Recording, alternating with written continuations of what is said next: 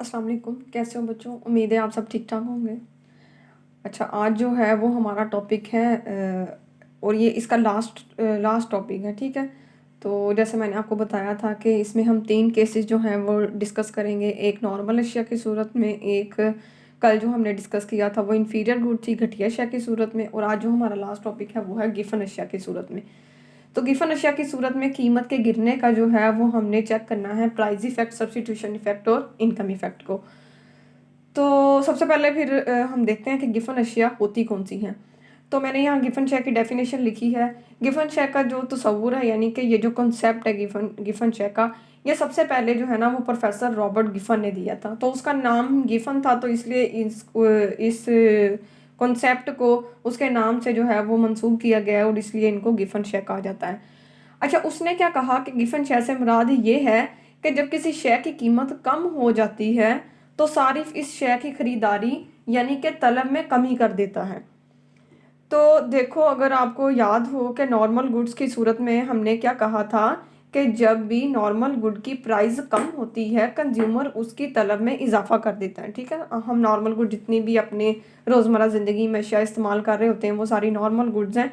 तो उस केस में क्या होता है कि जब उसका जो लॉ ऑफ डिमांड है, quantity demand is a function of price है, तो जब नॉर्मल गुड की प्राइस कम होती है तो कंज्यूमर उसकी डिमांड पहले से इंक्रीज कर देता है। इसलिए हम कहते हैं कि नॉर्मल गुड केस में आपको जो डिमांड कर्व है वो नेगेटिव स्लोप बनता है।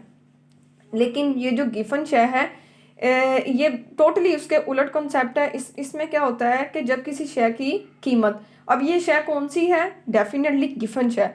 तो गिफन शेयर कौन सी होगी कि जिसकी कीमत कम होने पर सार्फ इसकी खरीदारी में भी कमी कर देता है, यानी कि यहाँ पर प्राइस इफेक्ट जो होगा वो पॉजिटिव होगा। ये देखो, मैंने यहाँ लिख दिया कि प्राइस ऑफ गिफन गुड जो है जब कम होगी तो कंज्यूमर गिफन गुड की जो डिमांड है, क्वांटिटी डिमांड, वो भी कम कर देता है। यानी कि यहाँ पे प्राइस इफेक्ट जो है वो बजाय नेगेटिव होने के अब दोनों वेरिएबल्स सेम डायरेक्शन में चेंज हो रहे हैं। तो डेफिनेटली होगा क्या कि यहाँ पे जो खत तलब बनेगा, डिमांड कर बनेगा, वो एक पॉजिटिव स्लोप होगा। बना के देखेंगे आज हम इसको भी। तो यहाँ पे जो है वो इन्होंने एग्जाम्पल भी लिखी हुई है, आपकी बुक में एग्जाम्पल दी हुई है कि ये जो मुशाहदा था, रॉबर्ट गिफन ने ये जो मुशाहदा किया था ये बरतानिया में किया गया था।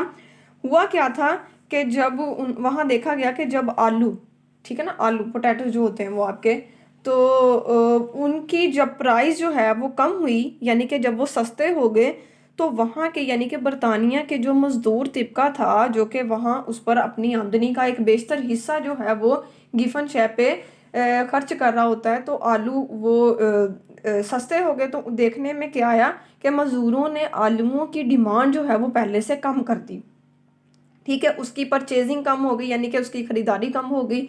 उसी को हम उसकी डिमांड कंसीडर करते हैं कि प्राइस ऑफ पोटैटोज जो है वो कम होने से उनकी डिमांड जो थी बरतानिया में वो भी कम हो गई। चुनाचे इसके मुताबिक वो घटिया अशिया जिन पर सार्फिन अपनी आमदनियों का बेशतर हिस्सा खर्च कर रहे होते हैं, जब उनकी प्राइस कम होती है तो होता क्या है कि जो आपका जो उस चीज़ को परचेज कर रहे होते हैं और वो अपनी आमदनी का बेशतर हिस्सा उस पर खर्च कर रहे होते हैं, तो जब उस चीज़ की प्राइस कम होती है तो कंज्यूमर उसको छोड़ के उससे जो बेटर चीज़ है, यानी कि अगर हम आलू आलू को छोड़ के अगर बात करें कि लोग जो है, आलू भी इसमें आ सकता है, दाल की मैंने कल एग्जांपल दी थी, ठीक है ना। तो ये भी एक टाइप ही है इन्फीरियर गुड की, घटिया शय की एक टाइप है गिफन गिफन गुड भी।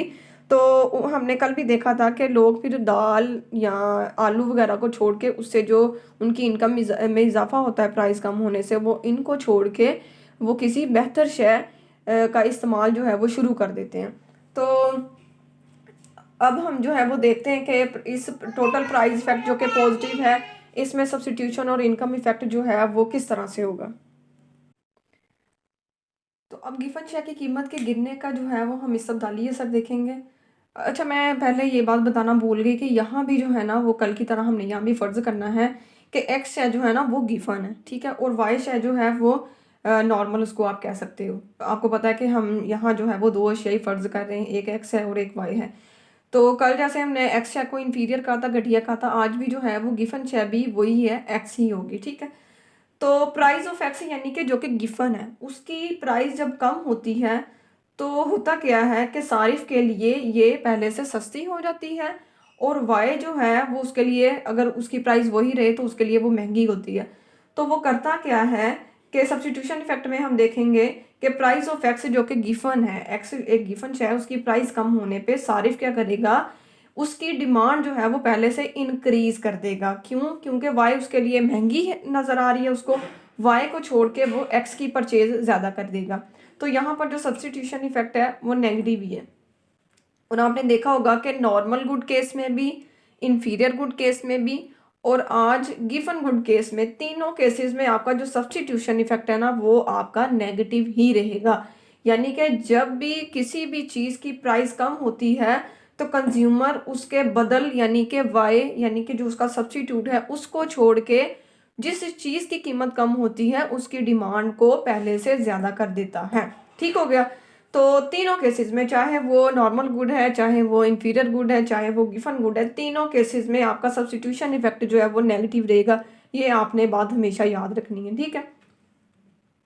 अच्छा, यहाँ जो है ये एक लाइन जो है, ये दो लाइनें जो है ये आपको आप लिखनी पड़ती हैं। ठीक है। वैसे तो कल परसों से जो हम इसको कोई 25 बार मैंने डिस्कस कर लिया है तो आपको अब रट्टी जानी चाहिए। लेकिन ये लाइन मैं बार बार इसलिए लिखती हूँ ताकि आपको अगर पेपर में ये क्वेश्चन आता है तो आपने इस शब्दावली असर सब्स्टिट्यूशन इफेक्ट में ये दो लाइनें लिख के आनी है। ठीक है।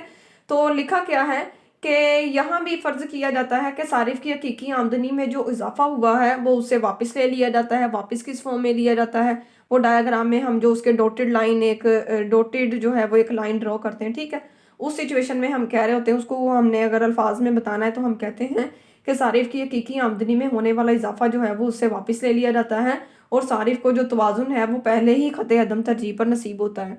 तो डायग्राम से भी मैं आपको बताती हूँ कि ये किस तरह से शो होगा। अच्छा, अब हमारा रह गया जस्ट इनकम इफेक्ट, तो इनकम इफेक्ट भी हम देख लेते हैं। अच्छा, हमने देखा कि गिफन शेयर की सूरत में जो है आपका प्राइस इफेक्ट जो है वो पॉजिटिव होता है। अब मैंने लिखा है कि गिफन शेयर की सूरत के में कीमत के गिरने का जो सब्स्टिट्यूशन इफेक्ट है। ठीक है। और यहाँ पे भी यहाँ मैं एक बार और क्लियर कर लूँ कि जो आपकी गिफन शेयर है वो एक्स और वाई में हमने यहाँ भी कंसीडर करना है कि जो एक्स शेयर है ना वो आपकी गिफन शेयर है। ठीक है। और वाई शेयर जो है वो नॉर्मल शेयर है या सुपीरियर है, वो जो भी आप कह लो। तो यहाँ पे हम देखो कि प्राइस ऑफ एक्स, जो कि एक्स क्या है, गिफन शेयर है। तो एक्स शेयर की प्राइस जो कि गिफन है उसकी प्राइस कम होने पे, जैसे कि हमने अभी बात की कि आलू की प्राइस जो कि आलू गिफन शेयर है उसकी प्राइस कम होने से क्वांटिटी डिमांड ऑफ वाई यानी कि जो नॉर्मल शेयर है या गिफन शेयर के मुकाबले में जो सुपीरियर शेयर है उसकी डिमांड क्या होगी, कम हो जाएगी। क्यों? क्योंकि ये अगर सस्ती हुई है तो ये अभी महंगी ही है, कंज्यूमर उसकी डिमांड नहीं करेगा। तो करेगा क्या, वो इसी चीज़ की यानी कि क्वांटिटी डिमांड ऑफ एक्स जो है वो इंक्रीज कर देगा। तो देखो, प्राइस के कम होने से, एक्स की प्राइस कम होने से अगर एक्स की डिमांड इंक्रीज कर जाती है, एक वेरिएबल के कम होने से दूसरा वेरिएबल इंक्रीज हो रहा है, तो दोनों का आपस में क्या है, इन्वर्सली रिलेशनशिप है। इसीलिए कहते हैं कि substitution effect in case of given good जो है वो भी नेगेटिव होगा।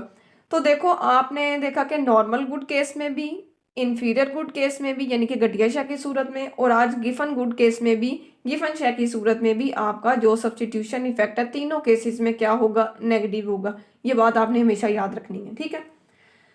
तो अच्छा, ये जब भी आपको पेपर में ये पेपर में क्वेश्चन लाजमी आता है तो आपने पेपर में जब ये शब्दावली असर का बताना है तो आपने ये दो लाइनें जो है वो लाजमी वहाँ पर मेंशन करनी होती हैं। ठीक है। इसलिए मैं बार बार ये लाइनें लिखती भी हूँ और आपको पढ़ के भी सुनाती हूँ ताकि कहीं किसी तरह आपको ये लाइन जो है वो याद हो जाए कि सारिफ की अच्छा, आप देखो, गिवन गुड की प्राइस कम होने से सारिफ की हकीकी आमदनी में जो इजाफा होता है वो उससे वापस ले लिया जाता है। वापस किस फॉर्म में लिया जाता है? आपको पता है कि जब प्राइस ऑफ एक्स कम होती है तो उसकी बजट लाइन जो है वो एक्स एक्सिस के पैरेलल जब शिफ्ट करती है तो हम उस लाइन के बिल्कुल एक पैरेलल जो है वो डॉटेड लाइन लगाते हैं। वो डॉटेड लाइन क्यों लगाते हैं? क्योंकि हमने कहा कि प्राइस कम होने से सारिफ की हकीकी आमदनी में जो इजाफा हुआ है वो अब हमने उससे वापस ले लिया है, और सारिफ को जो तवाजुन होना है वो पहले वाले ही खते अदम तरजीह जो कि हमने IC1 बनाया होता है उस पर नसीब होता है। ठीक है। तो अब हमने देखना है कि इसका इनकम इफेक्ट क्या होगा गिफन गिफन शेयर की सूरत में।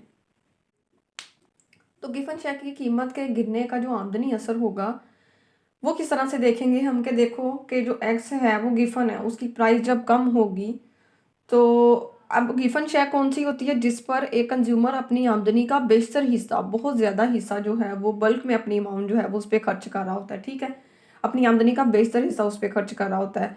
तो अगर मैं बात करूं कि फ़र्ज़ करो एक कंज्यूमर है, उसकी इनकम जो है वो 100 रुपीज़ है, फ़र्ज़ करो, होती तो नहीं है, आपको समझाने के लिए कि कंज्यूमर है उसकी इनकम 100 रुपीज़ है। अगर वो 70 रुपीज़ जो है वो अपनी इनकम के जो 70 यानी कि 70 रुपये जो है वो इस किस्म की अशिया पे खर्च कर रहा है जो कि उसकी रोज़मर्रा के ज़रूरियात के लिए ज़रूरी हैं। ठीक है, तो उसमें से 50 to 40% जो है वो गिवन शेयर की सूरत में उसमें उसमें जो है वो उसमें क्या कर रहे हैं, कंज्यूम कर रहा है, खर्च कर रहा है। तो होगा क्या कि अगर इनकी प्राइस कम हो जाए, ठीक है, अभी ये गिफन शेयर है, गिफन शेयर फर्ज करो मैं कह रही हूँ कि उसने 40 रुपये जो है वो डेली के ये आलू दाल वगैरह खरीदने पे ला रहा है। ठीक है, तो अगर इसकी प्राइस कम हो जाए यानी कि ये कम होके 20 पे चली जाए, तो देखो 20 रुपीज़ जो है वो उसकी इनकम में जो इजाफा हुआ है ये बहुत ज़्यादा इजाफा है। ठीक है, उसकी रियल इनकम में इजाफा हुआ है। अब उसकी हम ये तो नहीं कह रहे कि उसकी इनकम जो है वो 100 रुपये से बढ़ के 200 हो गई है, वो तो ज़री आमदनी में इजाफा होना था। यहाँ हुआ क्या है कि उसकी इनकम में इजाफा हुआ है उसकी प्राइस के कम होने की वजह से। तो ये जो 20 रुपीज़ हैं ये उसको मजबूर करेंगे कि अब वो इसकी डिमांड जो है वो कम करके इसकी बजाय जो है वो आलू वगैरह खाने की बजाय वो क्या कर देगा, वो गोश्त की डिमांड जो है वो ज़्यादा कर देगा और आलू या दाल की डिमांड जो है वो कम कर देगा। तो देखो हमने कहा कि प्राइस ऑफ एक्स कम होने से अगर उसकी डिमांड कम हो जाए, ये किस फॉर्म में है, गिफन गुड केस में। तो गिफन गुड केस में एक वेरिएबल के कम होने से दूसरा वेरिएबल भी कम हो रहा है, तो यहाँ पर जो इनकम इफेक्ट है ये भी क्या आया है, पॉजिटिव है। तो कीमत के कम होने से सारिफ की हकीकी आमदनी में ज़बरदस्त इजाफा होता है जो उसे मजबूर करता है कि वो सस्ती गिफन शेयर की यानी कि आलू को छोड़ के बढ़िया जो कि वाई शय है गोश्त वगैरह उसकी खरीदारी में इजाफा कर देगा। तो होगा क्या कि यहाँ पर असर आमदनी जो है वो क्या होगा, पॉजिटिव होगा। और यहाँ आपने एक बात याद रखनी है कि जो आपका गिफन गुड केस में आपका जो सब्सटीट्यूशन इफेक्ट है वो क्या था, नेगेटिव था। ठीक है, सब्सटीट्यूशन इफेक्ट नेगेटिव था और यहाँ पर जो इनकम इफेक्ट आया है ये पॉजिटिव आया। तो कहा जाता है कि पॉजिटिव इनकम इफेक्ट जो है ये इतना ज़्यादा होता है कि वो नेगेटिव सब्सटीट्यूशन इफेक्ट को जो है वो इग्नोर कर देता है और इन दोनों से जो हमारा प्राइस इफेक्ट आता है ये भी क्या होता है, ये भी पॉजिटिव होता है। तो अब इसकी हम एक डायग्राम बनाते हैं जिसमें इन तीनों इफेक्ट को जो है वो हम इकट्ठा करके देखते हैं कि उस फॉर्म में क्या होगा। तो अब हमने प्राइस इफेक्ट को सब्सटीट्यूशन और इनकम इफेक्ट जो है वो एक ही डायग्राम में जो है वो शो करना होता है। तो मैंने यहाँ पे जो है वो 2 कलर के मार्कर यूज़ किए हैं आपको कि आपको जल्दी समझ आ जाए। तो अब देखो मैंने जो इनिशियल ब्लू मार्कर यूज़ किया उसमें मैंने बनाया है इनिशियल बजट लाइन हमारी। ठीक है, जिसमें हमने कहा कि अभी एक्स शेयर जो है वो हमारी गिफन गुड है। ठीक है, और वाई जो है वो हमारी स्पीरियर है या नॉर्मल गुड है। तो हुआ क्या कि अब ये जो इनिशियल बजट लाइन है इसको हमने ए डिनोट करना होता है। ठीक है, इसमें हम कहते हैं कि वाई जो है वो फर्ज करो वाई की वो 10 इकाइयाँ ले सकता है उस इनकम से और एक्स की जो है वो 5 इकाइयाँ ले सकता है, क्योंकि प्राइस ऑफ वाई जो है वो फर्ज करो 1 रुपया है, उसकी इनकम 10 रुपये है, 10 रुपये से वो वाई की 10 इकाइयाँ ले सकता है और प्राइस ऑफ एक्स जो है वो 2 रुपये है, तो डेफिनेटली वो एक्स की 5 इकाइयाँ ले सकता है। तो इस इनिशियल बजट लाइन पे जो उसका पहला आईसी कर्व है वो उसको E1 पॉइंट पे कट कर रहा है। ठीक है, E1 पॉइंट को अगर हम नीचे लेके आते हैं तो इसको जो है वो हम X1 कहते हैं। तो X1 पे अब हमने क्या किया, अब हम चेंज करके देखते हैं। अच्छा, अब जो है वो हम प्राइस इफेक्ट, सब्स्टिट्यूशन इफेक्ट और income effect in case of Giffen good जो है वो हम एक कंबाइंड डायग्राम में जो है वो शो करेंगे। तो मैंने जो है वो इनिशियल जो बजट लाइन थी, ठीक है, उसको ब्लू से जो है वो ड्रॉ किया है। तो इसमें क्या हो रहा है कि देखो हम फर्ज करते हैं कि अगर फर्ज करो एक कंज्यूमर है उसकी इनकम जो है वो 10 रुपये है। ठीक है, और प्राइस ऑफ वाई जो है वो 1 रुपया है और प्राइस ऑफ एक्स जो है वो 2 रुपये है। ठीक है, तो इस 10 रुपये से वो वाई की कितनी इकाइयाँ ले सकता है? डेफिनेटली वो अगर सारे के सारे वाई पे खर्च कर देगा तो वो वाई की कितनी इकाइयाँ ले सकता है? 10 इकाइयाँ ले सकता है। और प्राइस ऑफ एक्स 2 है, यानी कि एक्स शेयर जो है वो 2 रुपये की है, तो अगर वो सारे का सारा अपना बजट जो है वो एक्स पर खर्च कर देगा तो वो एक्स की कितनी इकाइयाँ ले सकता है? 5 इकाइयाँ ले सकता है। तो ए और ए ये दोनों पॉइंट को मिला के ज्वाइंट मिला दें तो हमारे पास इनिशियल बजट लाइन आती है उसकी, जब उसकी इनकम कितनी थी? 10 रुपये। तो इस बजट लाइन पे अगर हम आईसी कर्व जो है IC1 पहला आईसी कर्व ड्रॉ करते हैं तो वो उसको इनिशियल बजट लाइन को वो E1 पे जो है वो टच करता है। ठीक है, E1 पर टच कर रहा है तो यहाँ पे उसको जो है वो हम E1 कहते हैं, और इसको अगर नीचे ले आऊँ तो ये X1 मैंने इसको शो किया है, ये हमारा इनिशियल केस था। अब हमने फर्ज किया कि एक्स जो है वो गिवन शेयर है और उसकी प्राइस जो है वो कम हो जाए। फर्ज करो वो 2 रुपये से कम होके प्राइस ऑफ एक्स कितनी हो जाए? 1 रुपया। तो जाहिर बात है अब कंज्यूमर वाई की तो पहले ही वो 10 इकाइयाँ खरीद सकता था, वाई तो उधर ही रहेगा। अब एक्स की भी वो कितनी इकाइयाँ ले सकता है? 10 ले सकता है। तो हमारा जो बजट लाइन है वो आपके A B new budget line जो है वो बन जाता है। ये बजट लाइन पे अब हमने देखना है कि फर्ज करो जो एक्स है जो कि गिवन थी, कंज्यूमर इसकी डिमांड कम करेगा या ज़्यादा करेगा। हमने कहा कि इसका जो प्राइस इफेक्ट है वो क्या है? पॉजिटिव है, यानी कि प्राइस ऑफ एक्स कम होने से जो कि गिवन शेयर है कंज्यूमर ने उसकी डिमांड नॉर्मल शेयर की, आपको पता है हमने डिमांड इधर कर दी थी। ठीक है, क्योंकि नॉर्मल शेयर की प्राइस जब कम होती है तो कंज्यूमर उसकी डिमांड ज़्यादा कर देता है, लेकिन ये गिवन शेयर है तो कंज्यूमर ने उसकी प्राइस कम होने पे बजाय उसकी डिमांड ज़्यादा करने के उसने उसकी डिमांड पहले से भी कम कर दी है। ये देखो उसका जो न्यू बजट लाइन पे जो IC2 बना है वो उसके पॉइंट E3 पे उसको कट कर रहा है। तो E1 से E3 जो कि बैकवर्ड शिफ्ट हो रहा है कि उसकी प्राइस कम होने से कंज्यूमर ने उसकी डिमांड भी कम कर दी है। तो E1 से E3 तक जो हमारे पास आया है ये क्या है? प्राइस इफेक्ट है, और ये टोटल इफेक्ट है। इसको आपको पता है हमने डिवाइड कर देना है सब्स्टिट्यूशन और इनकम इफेक्ट में। तो हम देखते हैं कि सब्स्टिट्यूशन इफेक्ट इस डायग्राम में क्या होगा। सब्स्टिट्यूशन इफेक्ट के लिए आपको पता है हमने क्या करना है, सिंपली ये जो न्यू बजट लाइन आई होती है उसके पैरेलल बिल्कुल, ये आपने अगर आपने स्केल के साथ इसको रखोगे तो बिल्कुल पैरेलल इसके स्केल रखना है और उसके आपने एक डॉटेड लाइन लगा देनी है ये वाली। ठीक है, बिल्कुल इसके न्यू बजट लाइन के पैरेलल आपने एक डॉटेड लाइन लगानी है जो कि पुराने वाले IC1 को जो है वो पॉइंट E2 पे क्या कर रही है? टच कर रही है। तो E2 के इस पॉइंट को अगर मैं नीचे ले आऊं तो ये हमारे पास क्या आ जाएगा? ये X2 आ जाएगा। तो X1 से लेके X2 तक हमारे पास जो आएगा ये हमारा क्या होगा? Substitution effect. ठीक है, ये हमारे पास क्या है? सब्स्टिट्यूशन इफेक्ट, यानी कि E1 से E2 तक हमारे पास जो आ गया है ये है सब्स्टिट्यूशन इफेक्ट। और इसका इनकम इफेक्ट क्या होता है? इनकम इफेक्ट आपको पता है कि जब कंज्यूमर इसकी प्राइस ऑफ एक्स जो है वो कम होने पर कंज्यूमर की आमदनी में एक ज़बरदस्त किस्म का इजाफा होता है, क्योंकि वो गिवन शेयर वो वाली होती है जिसपे वो अपनी आमदनी का बेशतर हिस्सा जो है वो खर्च कर रहा होता है। तो जब उसकी प्राइस कम होती है तो कंज्यूमर उसकी डिमांड जो है वो क्या कर देता है? कम कर देता है। ठीक है, क्योंकि वो उसके बदल वाई शेयर को जो है उसके बदल वाई जो है उसको, जैसे हमने गोश्त कहा था, उसको लेना शुरू कर देता है। तो E2 से लेके E3 तक जितना भी इफेक्ट है इसको हम कहते हैं इनकम इफेक्ट। ठीक है, और ये देखो यहाँ भी क्या हो रहा है, प्राइस ऑफ एक्स कम होने से कंज्यूमर ने उसकी डिमांड जो है वो कम कर दी है। तो E2 से E3 तक जितना भी इफेक्ट है इसको हम कहते हैं इनकम इफेक्ट। तो ये भी क्या है? ये भी पॉजिटिव है। ठीक है, उसकी प्राइस कम होने से उसकी डिमांड भी पहले से कम हो रही है, तो यहाँ पर इनकम इफेक्ट भी क्या होगा? पॉजिटिव होगा। इधर मैं लिख देती हूँ, इनकम इफेक्ट भी क्या होगा? पॉजिटिव होगा।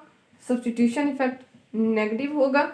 लेकिन यहाँ पर आपने यहाँ बताना है कि इनकम इफेक्ट जो है वो ग्रेटर देन होता है सब्स्टिट्यूशन इफेक्ट के, इसलिए जो टोटल प्राइस इफेक्ट होता है वो भी क्या होता है? पॉजिटिव होता है।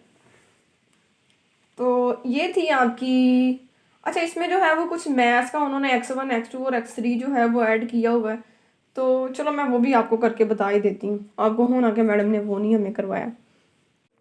आपने जो है मैथमेटिकल ये लिखने के लिए सिंपली क्या करना है कि देखो आपने जब E1 बनाया है तो उसको बिल्कुल नीचे ले आना है, उसको x1 कह देना है, ठीक है। जब E2 बनाओगे उसको बिल्कुल नीचे ले आना है, उसको x2 कह दोगे।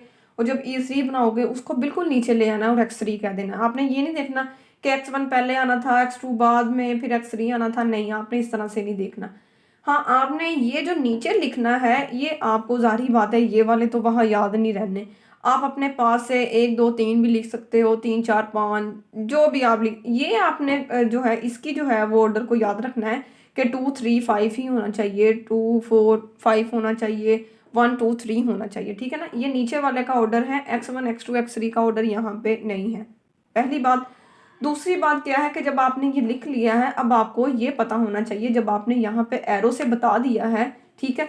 ये वाले जो एरो है ये मैंने आपको समझाने के लिए लगाए हैं, अगर आप ये ना भी लगाओ तो कोई बात नहीं है, लेकिन ये वाले जो एरोज हैं ये आपने लाजमी लगाने हैं क्योंकि वो आपके इस मैथ्स को सोल्व करने के लिए काम आएंगे। देखो जैसे कि सबसे पहले अगर हमने इन प्राइस इफेक्ट देखा था, ठीक है, प्राइस इफेक्ट x1 से x3 तक था। अब आपको पता है कि जब भी आपने चेंज देखना होता है तो आप क्या करते हो, करंट में से प्रीवियस को माइनस करते हो।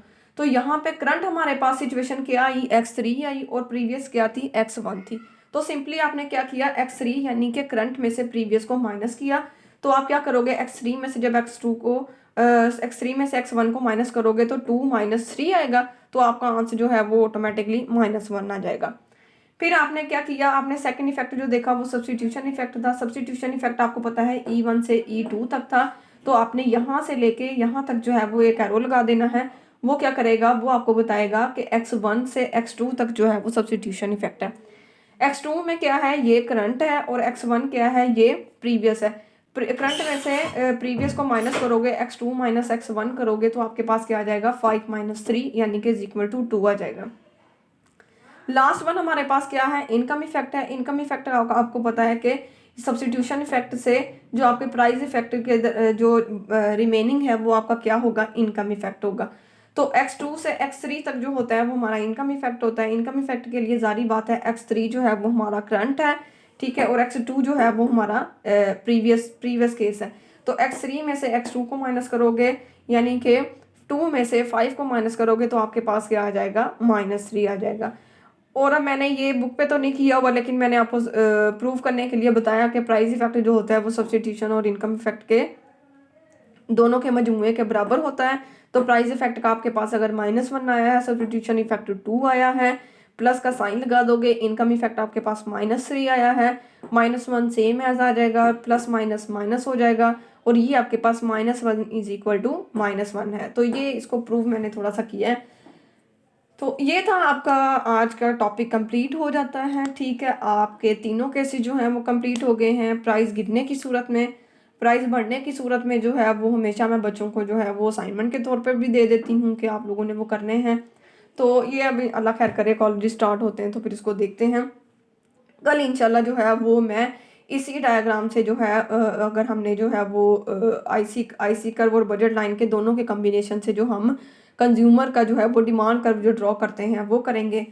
तो इंशाल्लाह हमारा जो ये जो सेकंड चैप्टर है ये भी जो है वो अपने ख़त्म होने की फॉर्म में है। तो पेपर जब होंगे, अभी कॉलेजेस ओपन होने के बाद आपको पता है कि आप लोगों के पेपर होने हैं, तो उसमें जो है मेरी कोशिश है कि आपके जो 3 चैप्टर है ना माइक्रो में से वो इंक्लूड हो जाए। तो ठीक है, अजान शुरू हो गई है, ठीक है, ओके, अल्लाह हाफिज़।